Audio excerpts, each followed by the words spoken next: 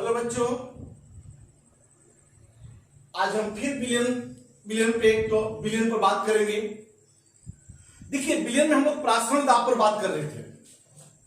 देखिए, प्रासरण दाब पे हमने क्या क्या बात किया है। प्रासरण क्या है, यानी विलायक का प्रवाह है। किधर से किधर की ओर, तो सांद्र विलयन से तनु विलयन की ओर। किसके द्वारा, तो अर्धपारगम्य झिल्ली के द्वारा। इसके बाद अर्धपारगम्य झिल्ली क्या है, तो बाबू वैसे विलायक वैसे झिल्ली जो केवल विलायक को पार होने देता है। फिर इसके बाद बाबू हम लोग बात किए प्रासरण दाब का, जो सबसे ये टॉपिक ही है प्रासरण दाब। प्रासरण दाब क्या है कि विलायक को प्रवाह से रोकने के लिए विलयन की ओर जो दाब लगाते हैं उसी को बोलते हैं प्रासरण दाब। अभी इस पे हम लोग को बात कर रहा है कि कितना दाब लगाए, तो बाबू इसमें दाब लगाए तो इसके लिए फॉर्मूला बताए थे P बराबर CRT, जो कल बात कर रहे थे। C क्या है, तो C M/V मोल बटा आयतन, यानी जितना विलयन का मोलों की संख्या होगा उसको आयतन से भाग देंगे, यानी P बराबर CRT, यानी PV बराबर NRT हम लोग बात किया था। इस समीकरण की बात किया था कल, यानी कितना हमारा प्रासरण दाब, यहां पर कितना दाब लगाएंगे ये हमने निकाल चुका। अब इस पे हम लोग को कुछ न्यूमेरिकल बताना है, लेकिन न्यूमेरिकल बताने से पहले हम लोग कुछ इस पे बात कर लिया जाए। अब जैसे मान लो कुछ टर्म आएगा आपको न्यूमेरिकल बनाने के समय, जैसे समप्रासरी विलयन आपको आएगा समप्रासरी विलयन। समप्रासरी विलयन इसका इंग्लिश होगा आइसोटोनिक सॉल्यूशन। इसका आइसोटोनिक सॉल्यूशन समप्रासरी। आपको नाम से क्या दिख रहा है, नाम का मतलब क्या हो रहा है, सम माने समान, अप्रासरण माने प्रासरी दाब, प्रासरण दाब, यानी कि वैसे विलयन जिसमें प्रासरण दाब क्या हो, समान हो। सर कैसे, हम बोले बाबू इसको समझ में नहीं आ रहा, कैसे समझिए। मान लीजिए कि दो बिलियन है, एक बिलियन ये है और एक बिलियन ये है। दोनों के बीच का प्रासरण दाब क्या है, P, इसका भी P। तो P का फॉर्मूला क्या होता है, CRT। अब बताइए, अगर ताप हम स्थिर रख दें, स्थिर ताप रख दे, समान ताप रख दे, तो क्या होगा, P बराबर CRT बटा P बराबर CRT। समान ताप में दोनों तो कट जाएगा। यदि अगर अगर सांद्रण समान हो तो प्रासरण दाब समान होगा कि नहीं होगा। अरे भैया, वैसे दोनों विलयन का जिसका प्रासरण दाब समान हो उसे समप्रासरी विलयन करते हैं। प्रासरण दाब तभी समान होगा जब समान ताप पर सांद्रण भी क्या हो, समान हो। समान ताप पर क्या हो, सांद्रण समान हो, तो प्रासरण दाब भी क्या होगा, समान होगा। और वैसे दोनों विलयन को हम बोलेंगे क्या चीज, समप्रासरी विलयन। यानी वैसे ऐसे करेंगे, दो या दो से अधिक विलयन जिनका समान ताप पर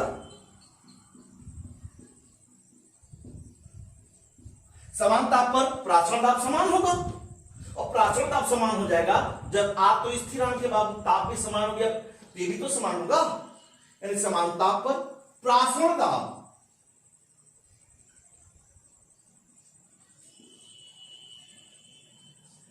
समान होता है, उसे समप्रासरी विलयन करते हैं।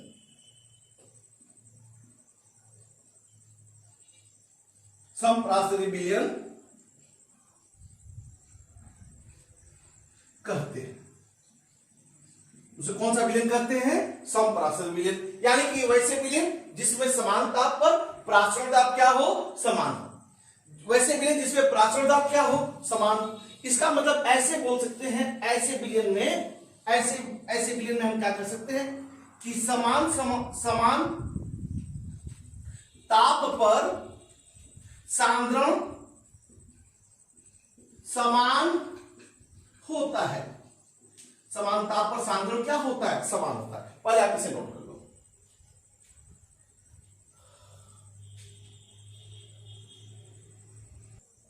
अब देखिए यहां पे समान ताप पर सांद्रण समान होता है तो लिख लिए। अब देखिए यहां पे, अब हम लोग क्या करते हैं, सर ऐसा हो,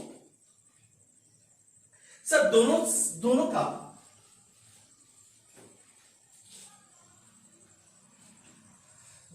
प्राशन दाब समान नहीं हो तो ऐसे 2 विलयन है, सर इसका प्राशन दाब P कम हो,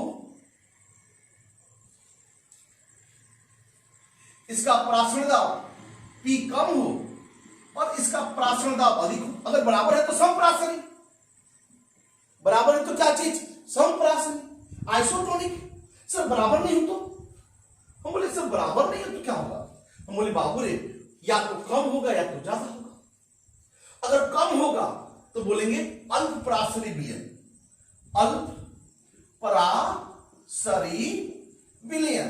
अब आप बताइए इसका इंग्लिश क्या होगा, तो हाइपोटोनिक सॉल्यूशन, हाइपोटोनिक सॉल्यूशन। तो हाइपोटोनिक सॉल्यूशन किसे कहेंगे बाबू, यानी कि बस वैसे विलयन जिसका समान ताप पर प्राशन ताप क्या हो, कम। ये प्राशन ताप कम का हो जब उसका सांद्रण कम होगा। काहे कि देखिए P बराबर CRT, P बराबर CRT, अगर ताप समान है, अगर सांद्रण कम होगा तभी ना प्राशन ताप कम होगा। तो यानी कि वैसे विलयन, सीधे करें, उतना उतना लाम लिफाफा करने की जरूरत नहीं है। वैसे विलयन जिनका प्राशन दाब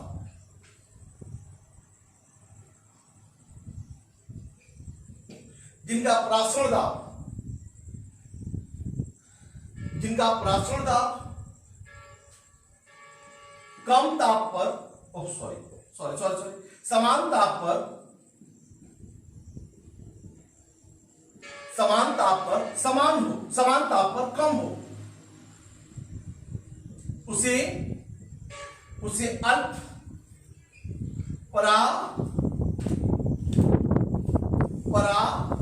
प्राशरी विलयन कहते हैं। यानी कि अल्प प्राशरी विलयन कहते हैं, यानी ऐसे विलयन जिसका क्या होगा बाबू, जैसे जिसका क्या होगा, प्राशन ताप कम हो। यानी ये तभी संभव है जब समान ताप पर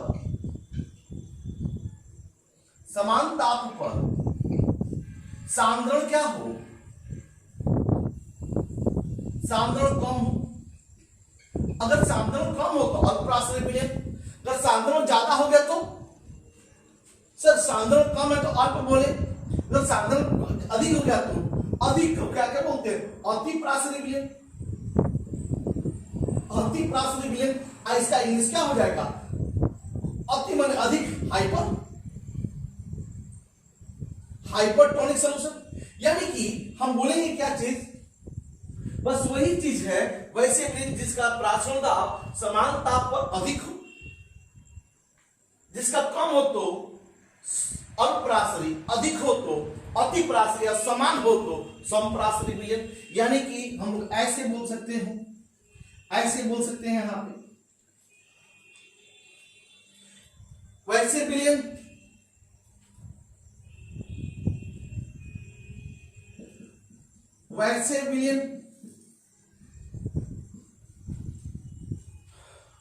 विलयन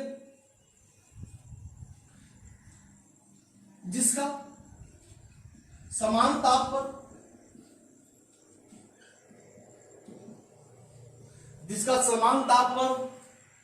प्राशन दाब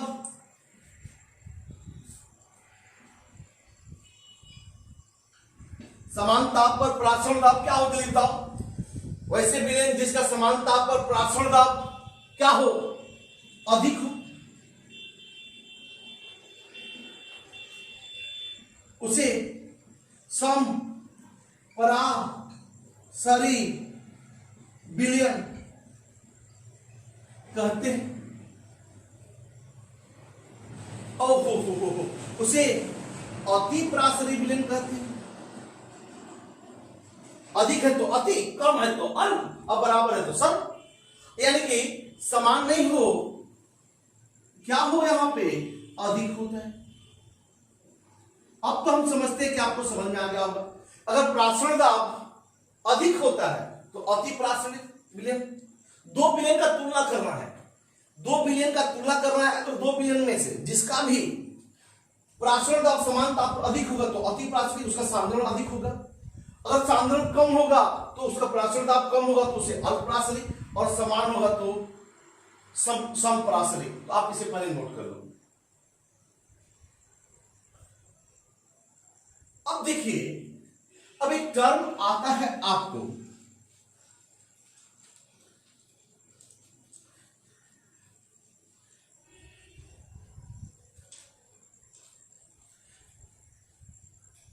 एक टर्म आता है आपको। देखिए, इस टर्म को पहले हम सीखने से पहले हम ऐसे देखें। घर में क्या होता है कि मम्मी अचार, नींबू का अचार बनाना चाहती है, तो मम्मी नींबू का अचार कैसे बनाती है बताओ? तो पहले नींबू को काटती है या उसको छिलती है। छिलती इसलिए है कि उसका जो अर्ध पार्ग में झिल्ली है बाहर आ जाए, एक्सपोज कर जाए। और पहले एक वाम में, एक बर्तन में क्या करती है कि नींबू डाल देती है। तो नींबू डाल देती है, और नींबू डालने के बाद इसमें वो क्या करती है, नमक डाल देती है, और नमक डालने के बाद छोड़ देती है, देखती है पूरा नमक डाल देती है। तो क्या होता है, आप लोग जानते हो, देखे होगे, तो क्या होता है, वो देखती क्या कि पूरा नींबू के अंदर चारों तरफ पानी हो जाता है, पानी पानी हो जाता है। ये पानी आया कहां से? आपने तो पानी डाला नहीं, तो पानी आया कहां से? तो नींबू से बाहर पानी निकल गया। तो ऐसा क्यों निकला? क्योंकि विलायक बाहर जो नमक डाला गया है उसका सांद्रण ज्यादा है, सांद्रण ज्यादा है, और नींबू के अंदर सांद्रण क्या है, कम है। नींबू के अंदर सांद्रण क्या है, कम है। तो नींबू के अंदर सांद्रण कम है, तो जैसे ही हम लोग क्या करते हैं कि नमक डाल देते हैं, तो नमक डाल देने से ये सारा पानी जो है, नींबू का पानी बाहर निकलना शुरू हो जाता है, यानी प्रासरण होना शुरू हो जाता है। क्योंकि ये प्रासरण किधर की ओर हुआ, बाहर की ओर हुआ कि अंदर की ओर हुआ, बाहर की ओर हुआ। किधर की ओर हुआ, बाहर की ओर हुआ। तो इसी को हम लोग बोलते हैं, ये प्रासरण बाहर की ओर गया, यानी नींबू से पानी बाहर निकला, इसको हम लोग बोलते हैं बाह्य प्रासरण। क्या बोलते हैं इसको? बाह्य परासरण। इसको क्या बोलेंगे हम लोग? बाह्य परासरण। यानी कि बाह्य परासरण में क्या होगा, आप लोग बताइए। बाह्य परासरण में क्या होगा कि बाह्य परासरण में यानी कि विलायक का अर्ध पारगम्य में झिल्ली से बाहर की ओर प्रवाह। अगर ये अर्ध पारगम्य झिल्ली से बाहर की ओर प्रवाह होता है तो इसे हम लोग बोलते हैं अर्ध पारगम्य झिल्ली। यानी कि अगर विलायक बाहर की ओर आएगा तो उसे क्या कहेंगे? अर्ध पारगम्य झिल्ली। देखिए, हम लोग देहात से हैं, देहात से बिलोंग करते हैं। हम लोग कभी कभी गांव में सुनने को मिलता होगा, गांव में गार्जियन आपके जो अभी गार्जियन है, कभी कभी चौपाल वगैरह में बात करते हुए कि हमने क्या किया कि मेरा सारा खेत जल गया, ऐसा उन लोग का लैंग्वेज होता है। मेरा सारा खेत जल गया क्योंकि हमने बहुत ज्यादा मात्रा में खाद दे दिया था, बहुत ज्यादा मात्रा में खाद दे देने से हमारा खेतवा जल गया। ऐसे खेतवा क्यों? खाद से और खेत से क्या रिलेशन है? क्यों सारा उनका पेड़ मर गया? तो बस बाबू वही चीज है कि आपने क्या किया, खाद बहुत ज्यादा मात्रा में दे दिया, तो इधर सांद्रण अधिक हो गया और पेड़ का सांद्रण क्या हो गया? कम हो गया। तो इसलिए क्या करते हैं कि ये पेड़ के अंदर का जो सांद्रण कम हो गया तो विलायक बाहर की ओर निकलना शुरू हो जाता है, और जब विलायक बाहर की ओर निकलना शुरू हो जाता है तो जब ये पानी, इस पेड़ में पानी की कमी होगा तो पेड़ सूखेगा कि नहीं सूखेगा? इसीलिए खाद कम डाल करके जब भी किसान लोग हैं तो पानी से इसको सींचते हैं, पानी डालते हैं। इसलिए पानी डालते हैं कि यहाँ का विलयन को तनु कर दे, जिससे तनु कर देने से कि इसके अंदर की ओर प्रवाह करने लग जाए। अगर यही चीज आप चना में देखते हो, चना को आप क्या करते हो?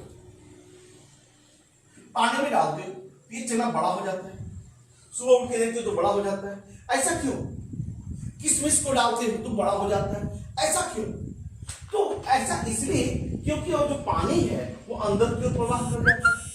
यानी कि अंदर की ओर प्रवाह करने को, अंदर की ओर प्रवाह करने को क्या कहेंगे? अंदर की ओर प्रवाह करने को क्या कहेंगे? जल्दी बताओ।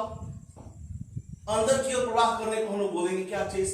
अंतःपरासरण। अगर ये बाहर की ओर गया तो बाह्य परासरण, यही अंदर की ओर चला जाएगा तो हम उसको क्या बोलेंगे? अंत। इसका इंग्लिश होता है एक्सोस्मोसिस।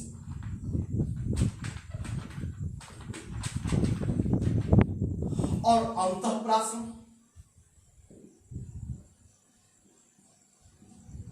अंतःपरासरण Indo osmosis.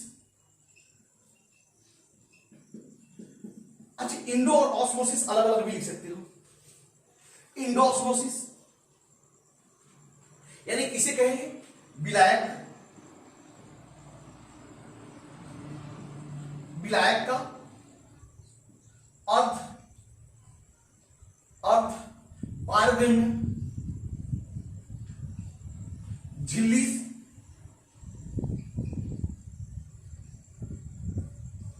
अर्थ पारगम्य झिल्ली से अंदर की ओर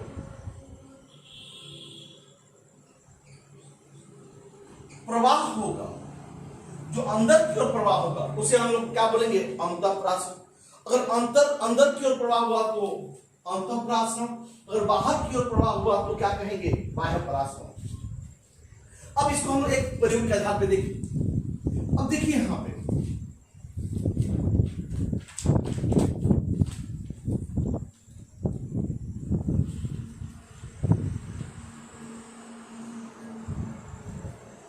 देखिए आप लोग को ऐसे, ये हमारा एग है, अंडा, ये हमारा अंडा है। अब इस अंडा को हमने क्या किया कि पहले HCl में डाला,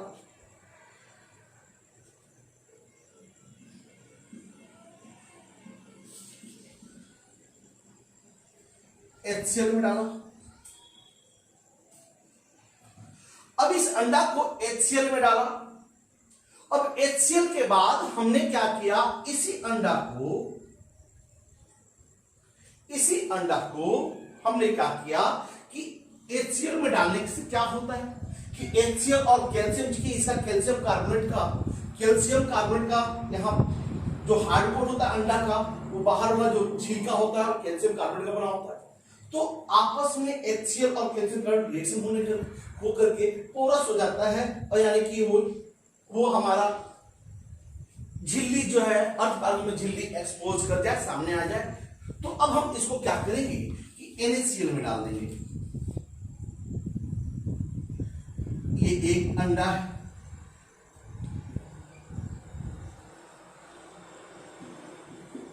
है, अब इस अंडा को हमने क्या किया?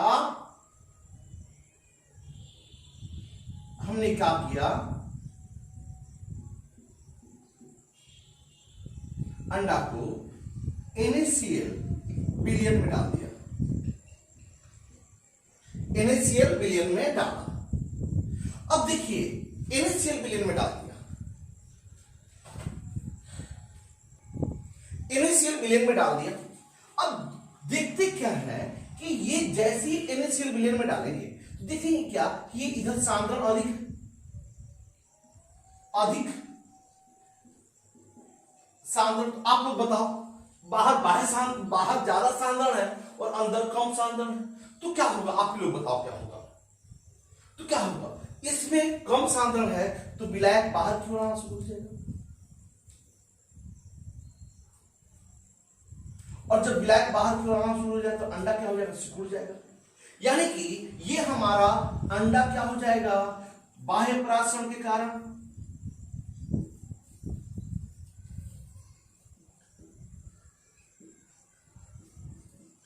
सिकुड़ जाएगा।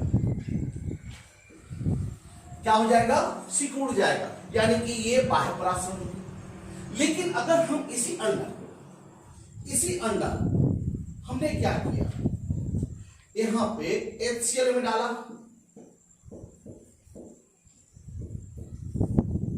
HCl में डाला, ये हमारा अंडा है, HCl में डाला हमने। अब HCl में डालने के बाद हमने क्या किया कि इसको फिर से हमने जल में डाला।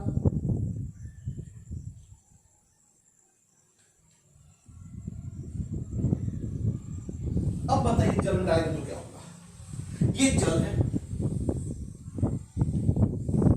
तो बताओ क्या होगा, ये हमारा अंडा है। अब ये अंडा जल में डालेंगे तो क्या होगा, आप ही बताओ क्या होगा, आप बताओगे तो क्या होगा।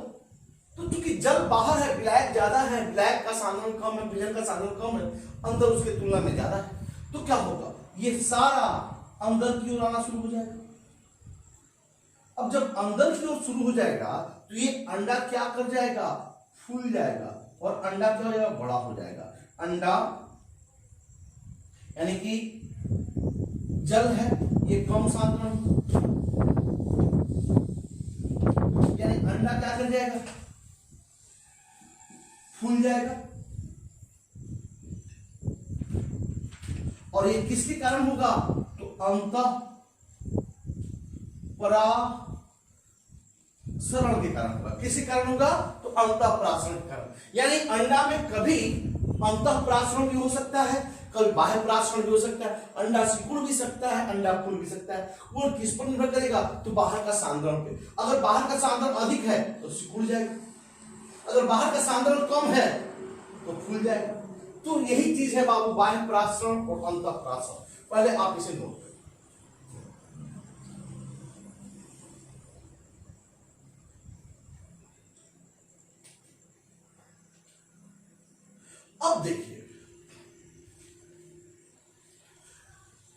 अब देखिए यहां पे क्या है, आप इसको नोट कर लिए। अब देखिए यहां पे क्या है कि अब हमारा जो आरबीसी है, हमारा मानव आरबीसी जो होता है, दिमाग में बैठा लो, मानव लाल रक्त कण या सेल, इसको हम लोग बोलते हैं आरबीसी। ये मानव आरबीसी जो है, ठीक है ना, मानव आरबीसी जो है, मानव आरबीसी 0.91 NaCl के बिलियन का समपराशरी होता है, का समपराशरी होता है। कहने का मतलब कि जितना आरबीसी का जितना सांद्रण होगा, समान ताप पे जितना सांद्रण होगा, उतना ही सांद्रण 0.91% NaCl को। या ऐसे बोले, आरबीसी का जितना परासरण दाब होता है, उतना ही परासरण दाब 0.91% NaCl का होता है। सर इस बिलियन में आरबीसी को डालेंगे तो इस बिलियन में आरबीसी को डालने पर बताइए क्या होगा। जब दोनों का परासरण दाब क्या है, समान है, दोनों का सांद्रण समान है, तो क्या होगा भैया, आरबीसी न तो फूलेगा और न तो सिकुड़ेगा। आरबीसी डालने पर आरबीसी न ही फूलता है और न ही सिकुड़ता है। क्यों ऐसा हो रहा है, क्यों ऐसा हो रहा है? क्योंकि दोनों का परासरण दाब सेम है, समपराशरी विलयन है, सांद्रण सेम है समान ताप पर। जब सांद्रण समान है तो भैया हम क्या बोले, जब कम से अधिक की ओर जाता है ना, सांद्रण कम रहेगा तब ना इधर उधर जाएगा विलायक, सांद्रण तो समान है तो कैसे जाएगा। अगर हम वही चीज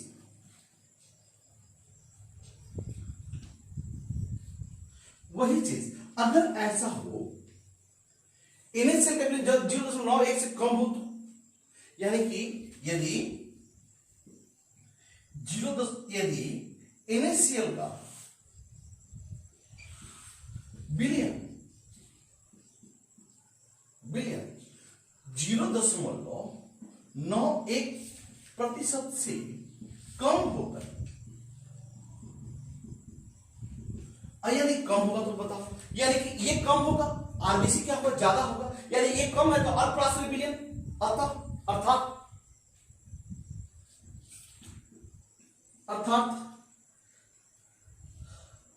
अल्प पराशरी बिलियन।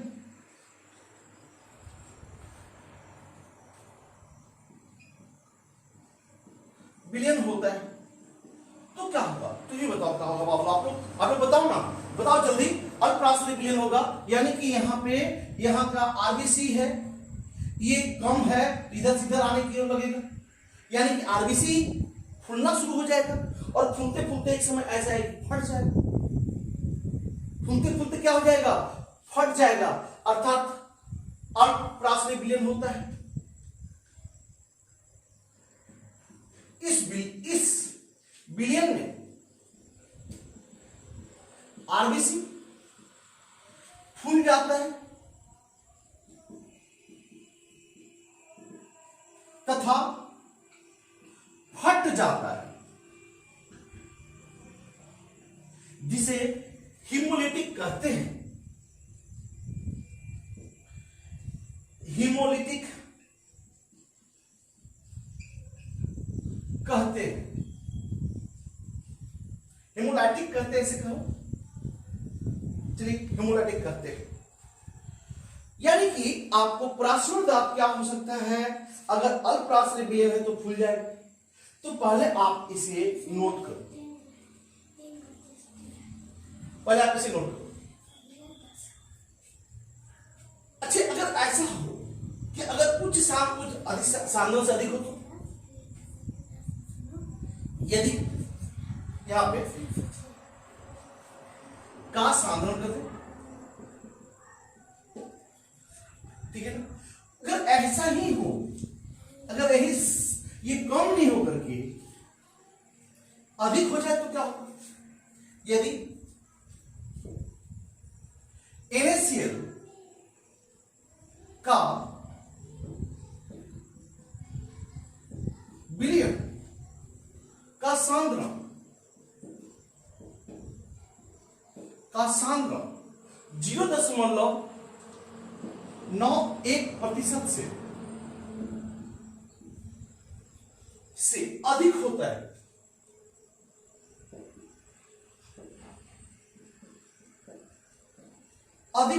तो क्या होगा,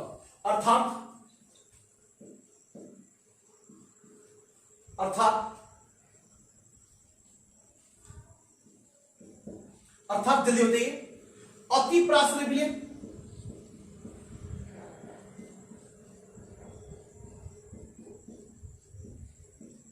अर्थात कैसा बिलियन, अति प्राशनल बिलियन। अब बताइए क्या होगा इस बिलियन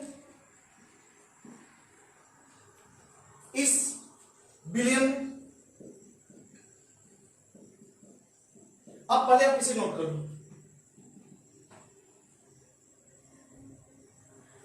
तो बताइए इस बिलियन में क्या होगा, आरबीसी यहां पे फूल जाता है, तो जहां अति प्राशनल तो बाहर निकलना शुरू होगा, जैसे आरबीसी यहां पे ये अधिक है और ये कम है तो बाहर निकलना शुरू होगा, कम चले, तो क्या हो जाएगा इस बिलियन में आरबीसी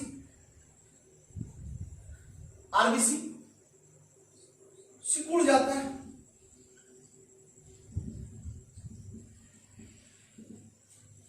जिसे प्लाज्मोलाइसिस कहते हैं,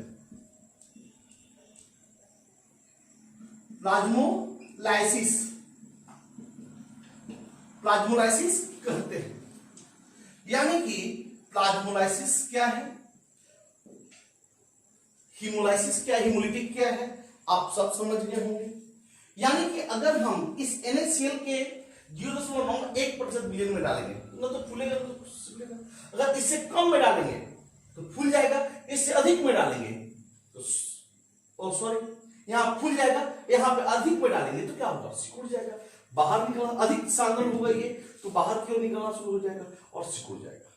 तो आप पहले इसे नोट कर लो।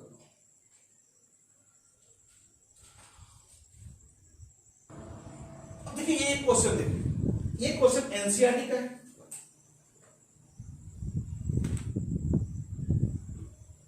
क्वेश्चन एनसीईआरटी का है और एक इन टेक्स्ट का है, यानी अध्याय के अंदर का है।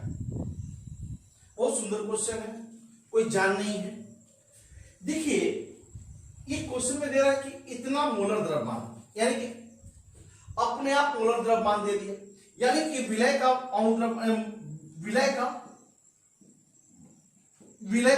मोलर द्रव्यमान दे दिया।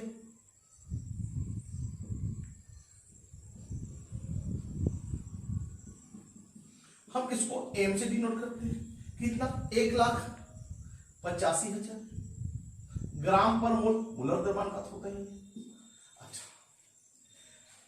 वाले एक बहुलक, जो विलय है बहुलक है, जो विलय क्या है बहुलक है, कि 1 ग्राम को, यानी उसका द्रव्यमान भी दे दिया, यानी बहुलक, यानी विलय, विलय कहो या बहुलक कहो, तो बहुलक ही कह दो।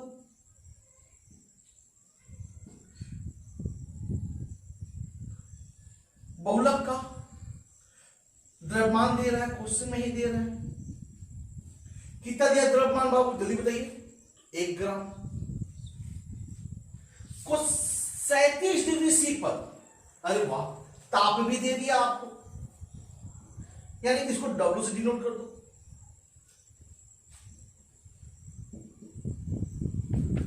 अच्छा, अब इसमें ताप भी दे दिया आपका, T कितना दे दिया ताप, 450 ml। अब 450 ml दे दिया, ओ सॉरी 37 डिग्री सी।